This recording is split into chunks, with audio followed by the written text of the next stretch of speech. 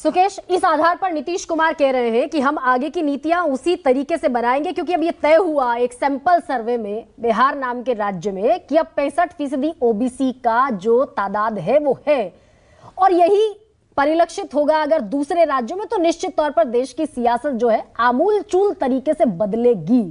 दो धड़े हैं, एक धड़ा जातिगत जनगणना के जबरदस्त पक्ष में और दूसरा धड़ा उस पर खामोशी इख्तियार किए हुए।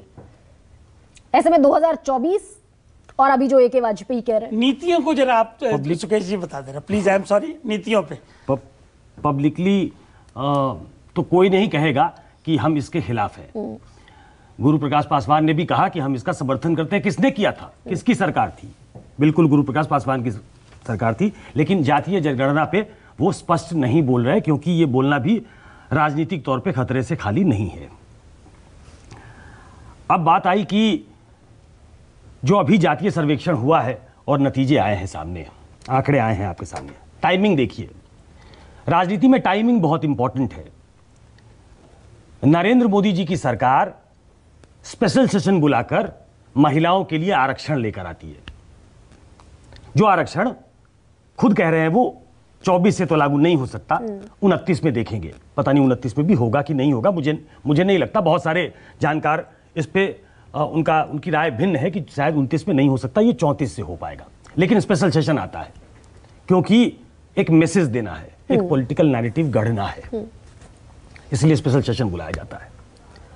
2024 का चुनाव सामने है, महिला आरक्षण का विधेयक पास हो चुका है, एक बज क्रिएट हो गया है ओबीसी का। तो इस बीच में एक रिपोर्ट आती है और उस रिपोर्ट में पता लगता है कि 63% ओबीसी हैं।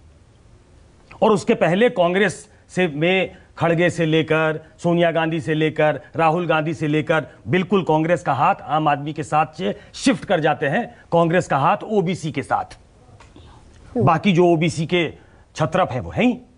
ठीक कह रहे थे वाजपेयी जी, मेरी जानकारी के मुताबिक एक काम जो बिल्कुल किया जा सकता है और मुझे लगता है कि वो बिल्कुल होगा और बहुत जल्द ही इसकी घोषणा होगी, टाइमिंग इंपॉर्टेंट है, कि जो आंकड़े आए हैं, मैं दर्शकों की जानकारी के लिए बता दूं, बिहार में 50% रिजर्वेशन है स्थानीय निकाय चुनाव में महिलाओं के लिए, 20% रिजर्वेशन है ईबीसी के लिए, मेरे ख्याल से 16% रिजर्वेशन है शेड्यूल कास्ट शेड्यूल ट्राइब के लिए।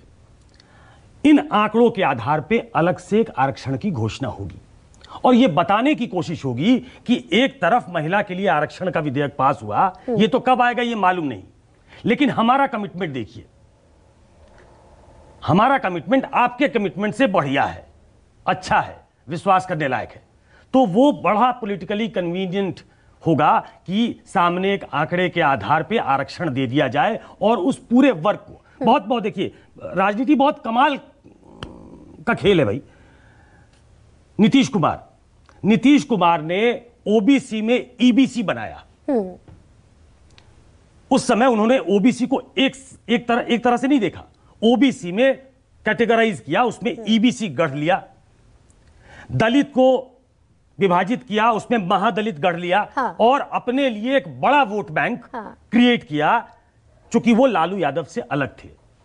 जैसे बीजेपी पूरी हिंदू जाति को, वो ओबीसी ईबीसी सेगमेंटेड नहीं करती, वो पूरे हिंदू समाज को एक करना चाहती है, पॉलिटिकली कन्वीनियंट है उनके लिए। उसी तरह उस वक्त नीतीश कुमार के लिए ईबीसी महादलित कन्वीनियंट था, तो उस लिहाज से देखा। अब चूंकि वो लालू यादव जी के साथ हैं, इसलिए उन्होंने पूरे ओबीसी वर्ग को काटर करने के लिए एक ये दांव चला है। हाँ। और इससे दो चीजें की है उन्होंने, आखिरी बात कहता हूं। हाँ। दो चीजें की है।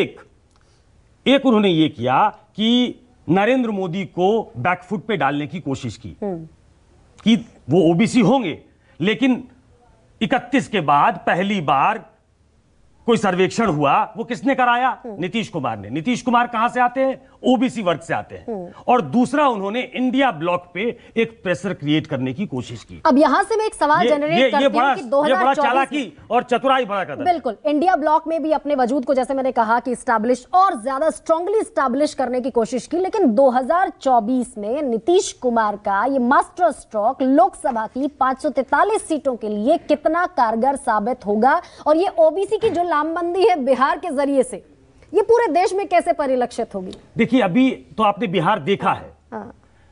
मुझे इस बात की जानकारी नहीं है, लेकिन अपने अनुभव के आधार पे कह सकता हूं कि लौंडे पाटिल साहब बैठे हैं। कर्नाटक में ये एक सर्वे हो चुका है। हाँ। तो अभी हिंदी पट्टी से ये चले जाइएगा आप दक्षिण में, एक वहां से सर्वेक्षण आएगा। हम कितने कमिटेड, वहां भी ओबीसी मुख्यमंत्री है उनका, तो हम कितने कमिटेड हैं ओबीसी के लिए। तो पूरे देश में एक हवा बनाने की कोशिश होगी और धता बताने की कोशिश होगी नरेंद्र मोदी, जो खुद ओबीसी वर्ग से आते हैं और इस बात को अंडरलाइन करते हैं। बिल्कुल, और एक चीज और गरिमा, यह आप अंडरलाइन कर दीजिए कि जो उन्होंने प्रीएम्प्ट किया था इसको नरेंद्र मोदी ने और बीजेपी ने, इसलिए विश्वकर्मा योजना जो आई, वो जो बैकवर्ड क्लास में जो नीचे के वर्ग के लोग हैं उनके लिए अलग से लेके, बिल्कुल 13,000 करोड़ की परियोजना। तो गुरु